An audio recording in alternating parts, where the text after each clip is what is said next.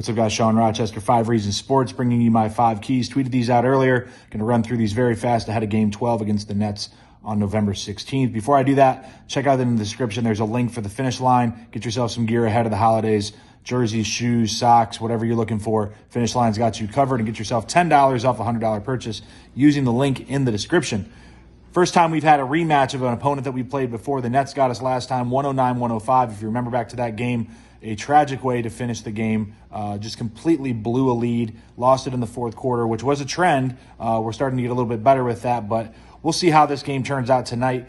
The Nets are going to look different than last time. They were undermanned last time. They are still missing some people. There's no Ben Simmons tonight, no Cam Thomas tonight. But now from the last game, now they add Nick Claxton, they add Spencer Dinwiddie, they add Dennis Smith Jr. to their lineups. They're a good team. Record doesn't necessarily indicate that, but I think it's going to be a good game. I think the line is around 3 to 4 points, so should be a competitive game in Miami, especially with these reinforcements coming in. It's going to make them a better rebounding team, better at attacking or protecting the rim, and they have a good offense already, top 10 in the league. So adding Dinwiddie and Cam Johnson to that definitely is a help for them. Second key, with the addition of Claxton, it's just making it harder for the Heat to get attempts at the rim. Spoelstra's talked about how important it is for the Heat to get attempts at the rim, and I think the shot diet needs to look around.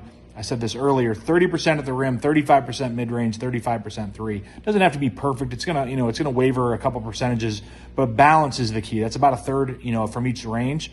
If you get more at the rim, no one's going to complain about that. But when it gets too heavy in the three-point area, the Nets give up the third most in the league, so that could happen tonight. It could be good if our shooters are making shots, but if you're missing shots, those long rebounds turn into transition opportunities for the Nets and teams like that. I just want to see balance and keeping that balance, and especially putting pressure on the rim to create that balance, because it doesn't mean that you're going to shoot it at the rim. It also means you might spray it out to your shooters.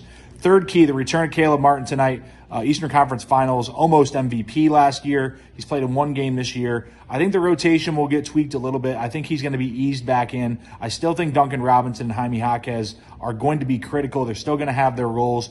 We'll start to see where the minutes go away from. I wouldn't think that tonight is going to be the indicator of how things are going to go as things get completely healthy, especially when Tyler Hero comes back.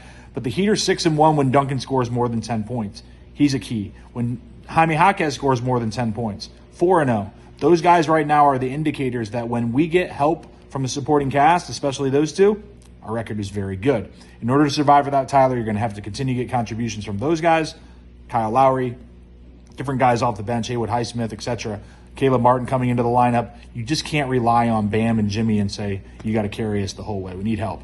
Fourth key, underrated acquisition for the Nets, Lonnie Walker, a guy to watch off the bench for the Nets. He lights it up off the bench, double-digit scoring in 7 out of his 8 games. He's not a random scrub, but he could be a Heat killer tonight.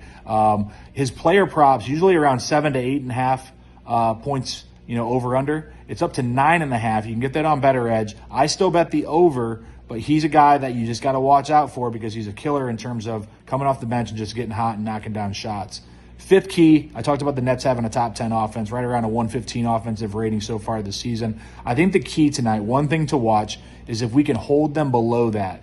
When we've had teams below a 115 offensive rating, 7-2 this season. Our offense, especially without Tyler, is just not good enough to have a high-scoring game. So I think holding them below that 115 offensive rating is going to be key. We don't want that number to get too high. But we'll see. We'll see if the Heat can continue to stay hot. We'll see if the Nets can get another upset win, I guess, in Miami. I do have a couple player props that I'll throw out there. If you're doing that on Prize Picks or Better Edge, we definitely appreciate their support. Here they are. Bam Adebayo, over 2.5 turnovers. He's just a high-usage player. 2 to 3 turnovers is kind of expected with as much as he's holding the ball. Talked about Lonnie Walker, over 9.5 points. Mikal Bridges, over 3.5 assists. Jimmy Butler, under 5.5 assists. Jaime Jaquez, over 8.5 points. Jimmy, under 23.5 points. Duncan Robinson, under 15.5 points. Crazy to have that number for Duncan Robinson. But those are the props that I got. Do what you want to do on Prize Picks, Better Edge, and we want to see a Heat win more important than anything else. Good luck.